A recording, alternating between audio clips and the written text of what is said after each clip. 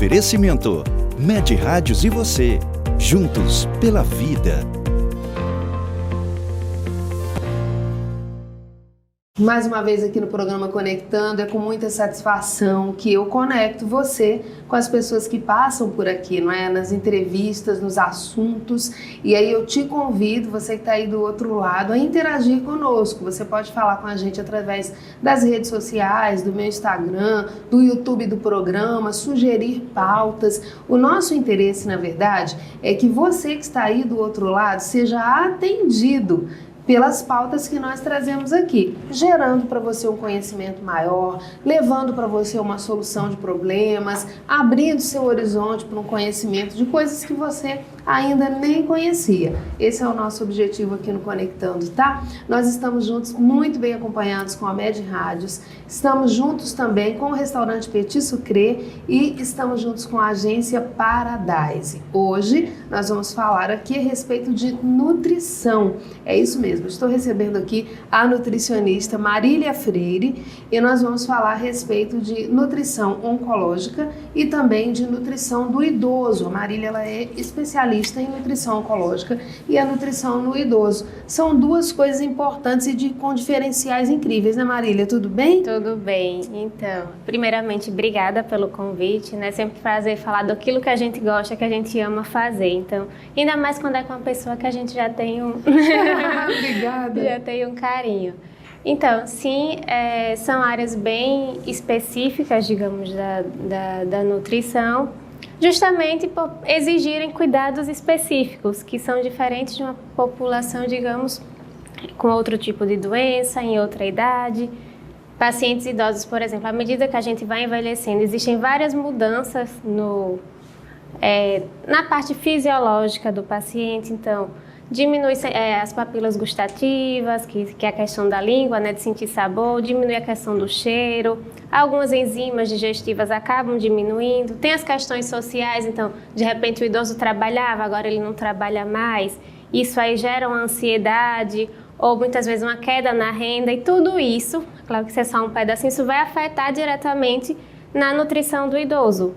Eu já estou percebendo aqui pela sua fala inicial de que a abordagem que você faz com o paciente, ela está indo além da nutrição, não é verdade, isso, né? Isso. Você está relatando aí, quando você fala do idoso, e daqui a pouco a gente vai falar do paciente oncológico também, quando você fala do idoso, você trouxe uma realidade vivida pelo idoso.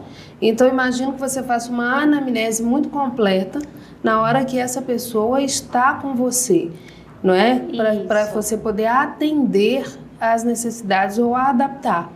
Eu já gostaria de perguntar a respeito da nutrição do idoso o seguinte: existem pacientes que ao chegar lá nem imaginam que encontrarão soluções tão viáveis? Existe, a maioria na verdade já chega assim, já vem obrigado, né, se for homem, geralmente é obrigada pela família ou pela filha, pela esposa, e as esposas vão e geralmente entregam esses esposos, assim, já vão meio obrigados. Aí quando chega na consulta, à medida que a gente vai conversando, que eles vão vendo que não é daquele jeito, que a gente não vai excluir tudo, que a gente vai adaptar a realidade deles, então assim, eles já saem super satisfeitos, assim, saem alegres. Não sabia, gostei, doutora, assim, gostei, pensei que a senhora ia ser chata. Eu disse, tá vendo, não mordo não, rapaz. E aí a gente vai levando a consulta devagarzinho, de acordo com as necessidades deles, óbvio, a questão da doença, a necessidade que eles tiverem.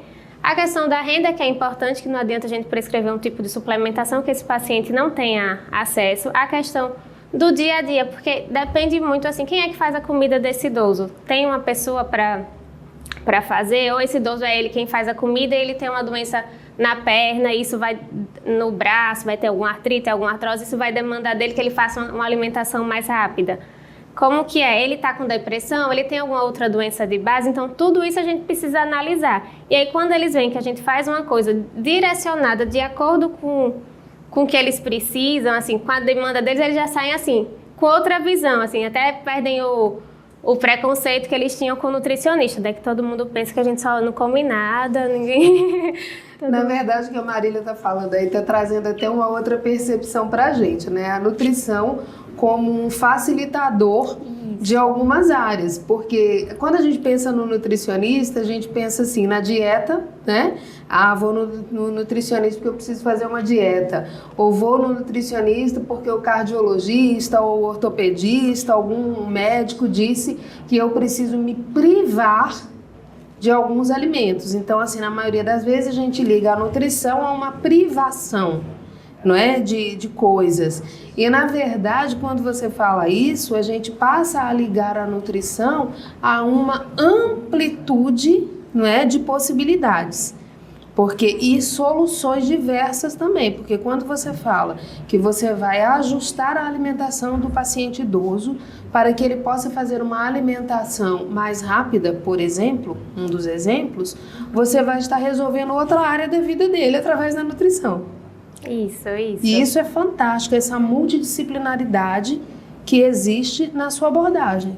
Isso, e assim, a gente não trabalha, para trabalhar com idoso, a gente não trabalha sozinho, a gente precisa de muitos outros profissionais, né? Para atuar, a gente precisa de um psicólogo, às vezes a gente precisa de um fono, precisa do geriatra e precisa da família, porque geralmente eles que vêm com as demandas e o idoso é teimoso, e a gente esquece às vezes que esse idoso, ele foi uma pessoa que viveu e que ele tem os hábitos dele. Então, assim, ele tem a história dele, ele tem tudo. Aí eu fazia desse jeito a minha vida toda, por que eu vou mudar agora? Então, assim, na verdade, a gente tenta adaptar para que esse idoso não deixe de ser quem ele é em relação à alimentação. Às vezes a gente negocia, ó, vamos fazer o seguinte, você vai fazer uma cirurgia, vamos segurar um pouquinho isso aí agora.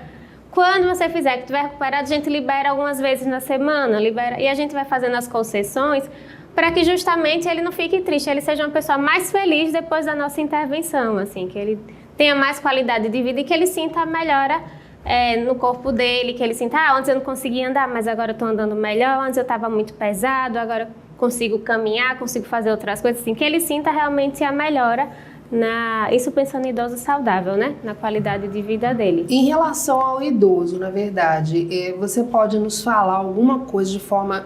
Olha, nós estamos falando aqui de forma generalizada, tá? E eu preciso deixar isso muito claro, porque às vezes a gente dá uma dica e a pessoa acha que resolveu a vida, resolveu a ida ao nutricionista, não é nada disso, tá? Quando a gente fala aqui de uma dica generalizada, a gente está falando de mostrar o que a nutrição pode fazer, mostrar o que a alimentação pode fazer. Isso não exclui a necessidade de você visitar um nutricionista. E a importância dessa visita, tá? Existe essa importância, você vai falar e a pessoa vai falar para você, algo personalizado, individualizado, que faz toda a diferença, né? Mas quando eu falo em dica em relação ao paciente idoso ou às pessoas idosas, né? Que não seja uma pessoa doente, inclusive, é a respeito da alimentação. O que, por exemplo, pode mudar o dia a dia do paciente idoso, algo que ele pode comer ou deixar de comer, que vai realmente fazer uma grande diferença. Eu acho que uma coisa bem importante para idoso e que às vezes, com o passar da idade, naturalmente acaba diminuindo-se o consumo é a proteína. Então, frango, ovo, peixe, carne, geralmente é por algum problema de dentição, ou por alguma deficiência de vitamina, então tem alguma alteração de paladar. Esse paciente acaba não consumindo proteína e a gente sabe que com o envelhecimento a questão da massa magra ela diminui. Então, assim, é importante que o idoso primeiro faça exercício conforme a liberação médica, óbvio, mas que ele faça exercícios de força para que ele mantenha essa massa muscular e também que ele tenha um consumo adequado de proteína para diminuir risco de queda, porque a massa muscular preservada diminui o risco de queda, a questão da marcha mesmo. Então, assim, uma série e diminui também a questão de doença, porque o idoso desnutrido, ele é mais suscetível a infecções. Então, assim, a proteína é uma coisa bem importante para estar se consumindo e fazer esses exercícios regularmente de força de acordo com a liberação médica. Além disso, os alimentos de origem, a questão da proteína, ela facilita também os alimentos de origem animal, que eles são fontes de vitamina B12. E por uma diminuição de um fator no estômago que ajuda a absorver essa vitamina B12, muitos pacientes acabam tendo deficiência e aí ficam apáticos. Quando a gente vai dosar, está lá bem baixinha, aí precisa se suplementar e depois que suplementa já dá um gás novo, um ânimo novo. Então, assim, acho que no geral é isso, assim, tentar consumir proteína, tentar fazer exercício e beber água. Porque a percepção do idoso, com o passar do tempo, ele diminui a sensação de sede. E além de diminuir a sensação de sede, ele não perde água mais rápido, digamos assim. Então a facilidade de desidratar é muito grande. Alguns ainda linkam aquele, eu fico indo muito ao banheiro. Isso, né? isso. Mas aí... E não quer ir tanto ao banheiro, acha que está com uma incontinência porque está tomando muita água e, na verdade, está se prejudicando por não tomar. Né? Isso. Então, assim, é uma coisa importante. Se, de repente, o idoso ele não consegue beber água, porque acha ruim, a água não tem gosto. Eu não gosto de água, não sinto sede. Eu vou comer um doce para tomar água porque não vem sede.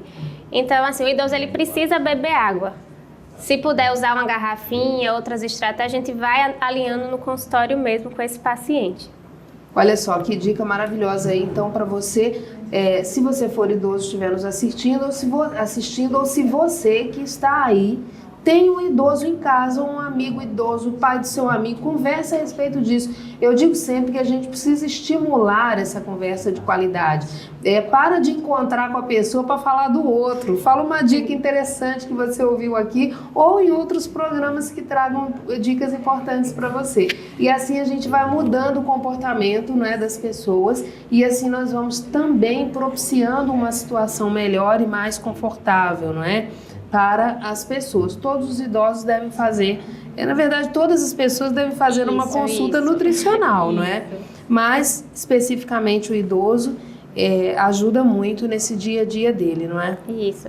E principalmente os idosos que têm algumas patologias, tipo Alzheimer, comprometimento cognitivo, outras coisas, Parkinson, por exemplo, que são doenças mais sérias, que vão ter um comprometimento nutricional, esses são fundamental acompanhamento para eles, assim, para a gente retardar aí uma série de... para a gente melhorar a qualidade de vida dele por mais tempo, digamos assim. Joia! A gente vai para o intervalo comercial agora, é rápido, eu volto aqui, estou com a Marília Freire, nutricionista, nós estamos falando especificamente da nutrição do idoso e da nutrição do paciente oncológico. Eu volto já. De volta aqui no programa Conectando, eu quero agradecer os nossos parceiros incríveis. A Med Rádios, que é um complexo médico hospitalar que fica ali na Gruta de Lourdes. A Med Rádios, gente, tem um parque de diagnóstico por imagem completo. Você vai fazer todos os exames por imagem lá. Desde um simples raio-x, a gente fala, né, um raio-x, um exame mais simples, até um PET-CT, aquele exame que é específico para estadiamento, detecção do câncer ou de doenças inflamatórias, passando por uma ressonância magnética. Inclusive, eles mudaram e atualizaram todo o parque de diagnóstico por imagem para equipamentos mais modernos, que facilita a vida da gente, não é verdade, né? A gente vai fazer exames de forma mais rápida, então isso é muito bom. Na Med Rádios você também encontra o Centro de Tratamento de Câncer com técnicas avançadas e o Hospital Geral. Por que eu estou enfatizando isso, Hospital Geral? Porque algumas pessoas pensam que é um hospital exclusivamente para tratar câncer, e não é.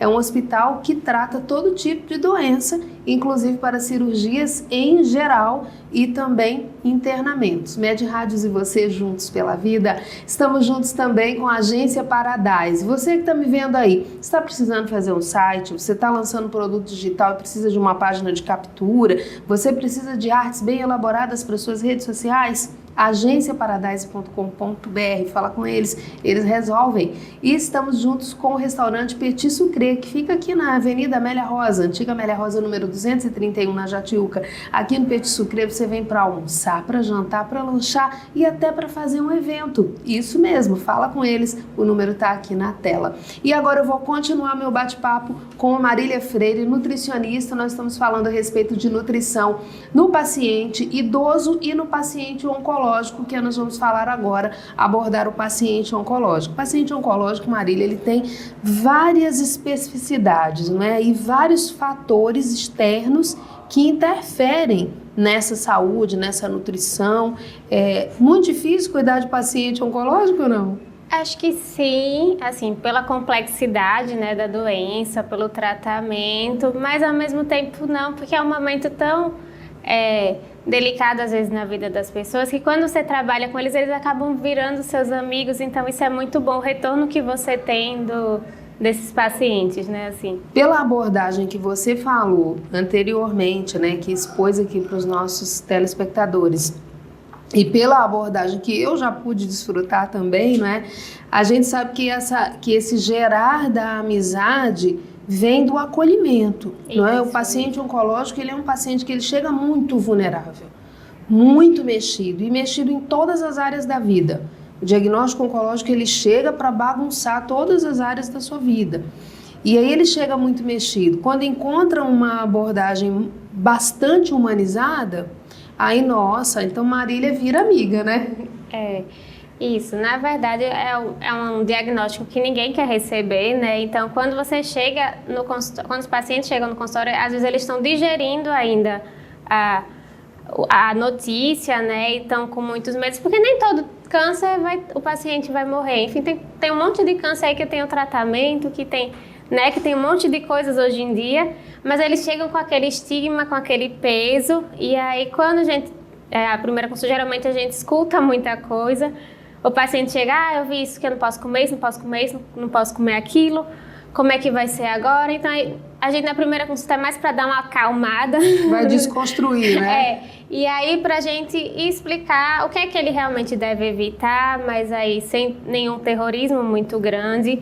Explicar que aquele é um momento e, é claro, individualizar, porque cada paciente é um paciente, cada um tem sua história, cada um tem seus hábitos, cada um tem uma doença, um tratamento. Então, assim, o que serve para um, às vezes, uma restrição que serve para um, para outro a gente não precisa ser tão rígido, a gente consegue liberar.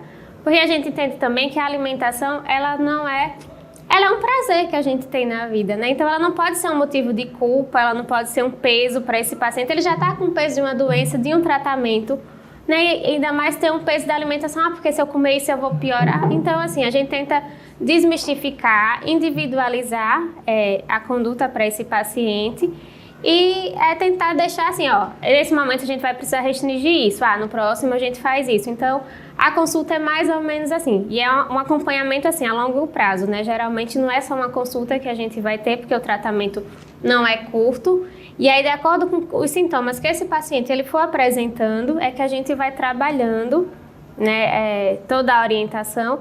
E aí também, caso esse paciente ele melhore, ele tenha alta, a gente dá também as orientações de alta, porque ele tem que mudar esse estilo de vida dele também, né? Uma vez que teve câncer, tem que mudar a forma de viver de uma forma geral. Olha só, e aí o que ela falou? O que serve para um não serve para outro. É importante a gente trazer essa informação, porque quando as pessoas recebem o diagnóstico oncológico, aí vai no Google, né? Eu digo que é meu primo, eu tenho um primo que sabe tudo, o nome dele é Google. Mas aí vai lá no Google e às vezes você vai cair numa informação que vai, vamos falar assim no popular, vai tocar o terror na sua vida. E você não está precisando desse tipo de informação, porque quem recebe o diagnóstico de câncer, como eu falei anteriormente, ele já está muito mexido, ele já foi muito agitado. Eu digo que é colocar você... Sabe quando você está agitando um produto antes de usar? Agite bem antes de usar? É desse jeito. Então não precisa. Então veja bem, é individualização. Não vai acreditar. Fulano tomou isso e foi joia. Cicrano não comeu aquilo e foi bom. Mas para você pode ser o contrário. Não é? Aconteceu comigo esse contrário aí, né, Marília? E aí a gente vai para certas observações. Como é o comportamento ao longo do tratamento? Você caminha junto com uma equipe multidisciplinar, você caminha junto com o médico assistente, a gente sabe que o paciente oncológico ele está sempre ali, né, coladinho com o médico dele, ou deveria estar, né, recebendo as orientações. Como que realmente isso acontece? Na verdade, geralmente eles já chegam por indicação médica ou por algum outro profissional que esteja atendendo, que identifique alguma demanda, né? Muitos médicos, eles já encaminham logo no início do tratamento, eles já pedem para fazer uma avaliação, que acaba sendo ideal, porque a gente já... Quando a gente consegue intervir bem no início, a gente vê que é diferente de quando a gente pega um paciente no meio que já, de repente, já perdeu muito peso por conta do tratamento, entendeu? Então, assim, quando a gente pega ele já no início, a gente consegue minimizar esses danos. E da mesma forma que os profissionais, eles me encaminham, né? Se eu, de repente, percebo alguma demanda nesse paciente, então, sei lá, eu vejo que o paciente ele está muito ansioso, está mais ansioso que o normal e está se recusando de repente para ir para uma psicologia, alguma coisa assim. Às vezes eu converso com o oncologista para ver alguma medicação, enfim, para ele avaliar também. E tento fazer ele, vai para psicóloga, vai te ajudar. Então, assim, às vezes na minha consulta eu falei muito mais da psicologia, eu disse, o que o senhor está precisando agora, se acalmar, eu tive um paciente que fez, o que o senhor precisa agora é primeiro parar com essa ansiedade, entendeu? Assim. Mas você intervém também através da nutrição? Não, então, até esse paciente especificamente, a gente tentou ajustar a alimentação dele, mas assim, ele estava muito ansioso e estava ficando depressivo. E por conta disso, ele não estava comendo, não era nem efeito colateral do tratamento. Era porque ele estava depressivo e isso aí estava afetando o apetite dele. E aí eu citei pra ele, eu já precisei de psicologia e contei uma história minha pra ele. Então, assim, na consulta ele fez, a mulher dele fez, foi ótimo ter vindo, tá vendo? Pelo menos agora você vai pra psicóloga. Vou marcar, entendeu? Então, assim, às vezes ele não tá precisando tanto. E aí, a partir da parte nutricional, às vezes ele tá precisando de outra coisa. E quando ele trabalhou a cabeça dele, a gente conseguiu progredir na parte nutricional dele, assim, foi um caso bem marcante, assim, até recente. Caminhar junto com outros profissionais que já estão entendendo o paciente também faz a diferença, né? Essa interação da nutrição com a quimioterapia, por exemplo, o que realmente não pode, que é algo mais generalizado, e o que pode, né? Tem muito isso, isso não pode, tem mitos e verdades, na verdade, nesse tratamento. Uma das questões do mito, um dos mitos, assim, o leite, né, assim, é uma coisa que muita gente já chega, não consuma leite. Mas, na verdade, o leite ele é contraindicado em alguns tipos específicos de câncer e nos casos de diarreia, porque a lactose presente no leite, ela piora a diarreia associada à quimioterapia. Então, assim, a maioria dos pacientes pode consumir leite. Existe um mito, né, que esse paciente não pode consumir leite de forma nenhuma. Ou então chega, não posso comer tal peixe. Não pode comer esse peixe, porque é carregado. Não existe isso. Todos os peixes são carregados, que eles vêm lá do supermercado, carregados na sacola, então, assim, brincando, né? Mas... o que o paciente tem que tomar muito cuidado, assim, durante a quimioterapia, é a questão da imunidade dele. Então, assim, ele tem que tomar um cuidado maior com a questão higiênico, sanitária desses alimentos, a procedência. Isso vale para todos eles, assim, tipo...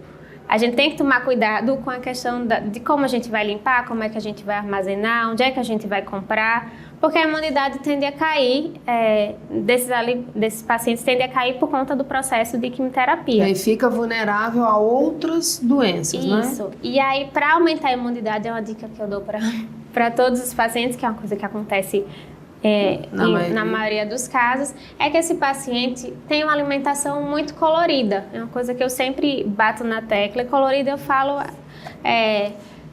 por exemplo, o couve, a folha de couve, ela é verde escuro. Então, tudo que é verde escuro na natureza, então, couve, brócolis, espinafre, eles contêm ferro. E aí a gente pensa, o mamão é laranja. É laranja porque ele tem o quê? Tem vitamina A. Então, todos os alimentos que são laranjas amarelados, eles vão ter vitamina A. Então, mamão, cenoura, manga. Aí a gente pensa na uva. A uva é roxinha. O roxo da uva é por conta de um pigmento chamado antocianina, que é um antioxidante, que é importante para a saúde. Então, tudo que é roxo vai ter antocianina. Então, assim, é como se os nutrientes eles tivessem cores específicas. E aí, quanto mais colorida for essa alimentação, mais variada, melhor para a imunidade dele. Porque não adianta ele chegar, vou tomar própolis, vou tomar um monte de coisa aí, um monte de suplemento que às vezes nem tem indicação, se ele não melhorar o padrão de alimentação dele de uma forma geral. E quando vai seguindo essa orientação, já vai fazendo aquela mudança que você falou no início da conversa, que é necessária. A mudança do hábito, a mudança da sua vida, e não só durante o tratamento. Foi uma dica bem legal essa do prato colorido, hein? Facilitou a vida de muita gente aí. E serve não só para o paciente oncológico. Não, isso é geral. É para a vida. A gente pede que assim, os pacientes tentem ter umas 5 cores no dia. Tentar, entre café da manhã, ter umas 5 cores aí para garantir que tenha todos os nutrientes. Deixa eu fazer uma pergunta aqui para você antes da gente terminar, que já estamos no finalzinho. É verdade que as castanhas, elas são importantes quando se diz respeito ao diagnóstico oncológico? Sim, as castanhas, elas são bem interessantes, elas têm alguns nutrientes como selênio, magnésio, que justamente elas atuam nessa imunidade. e podem ajudar também na questão do trânsito intestinal. Então, outra coisa que pode aumentar a imunidade é essa questão da castanha. Como o paciente oncológico realmente tem essa dificuldade por conta do tratamento, as castanhas é uma coisa bem interessante de se manter. Mas agora vai falar o desde e depois vai fazer a receita completa, né? Quantas vezes, qual tipo de castanha? Desde que, assim, você não exagere, porque a castanha é uma oleaginosa, né, que tem muita gordura, apesar de ser uma gordura boa. É um alimento bem calórico e a gente sabe que uma das recomendações para prevenir o câncer é estar dentro do peso. Isso. Então, a gente não quer que ninguém aumente de peso durante o tratamento também. E se o paciente tiver com diarreia, a castanha ela vai piorar. Então, assim, realmente você tem que... Tem que estar em contato Tem que estar em contato para a gente durante. avaliar cada caso. Geralmente você pode incluir as castanhas assim, um punhadinho na mão, assim, castanha do Pará, castanha de caju, as nozes. Pode fazer um mix de oleaginosas, usar de repente numa salada, no lanche. Isso aí uma vez ao dia. Uma vez ao dia, 2, não tem problema. Depende muito de cada um. Tem gente que gosta e tem gente que não, né? Aí, Marília Freire, obrigada por estar aqui com a gente por essa vez. Essa é a primeira de várias, tá? Tá, muito obrigada. Eu que agradeço. Como é que faz para encontrar a Marília? Pessoa que está agora nos ouvindo, ou idoso, ou paciente oncológico que quer conversar um pouco mais a respeito da nutrição com você. Certo. Na verdade, vocês podem olhar meu Instagram, né, que é Nutri Marília Freire. E lá vai ter as informações dos locais que eu atendo. Na Med-Rádios eu atendo exclusivamente os pacientes oncológicos de lá da Med-Rádios, mas assim, eu atendo também aqui no Le Monde, no Instituto André Aragão, e aí é mais fácil agendar. Maravilha! Muito obrigada, tá? Nada, tchau. Presta atenção na sua nutrição, hein? Não é só quando é idoso ou paciente oncológico, não. A gente precisa estar com a nutrição equilibrada para viver bem e para nem receber certos tipos de diagnósticos, tá bom? Eu te agradeço essa audiência. Amanhã a gente volta. Beijo grande.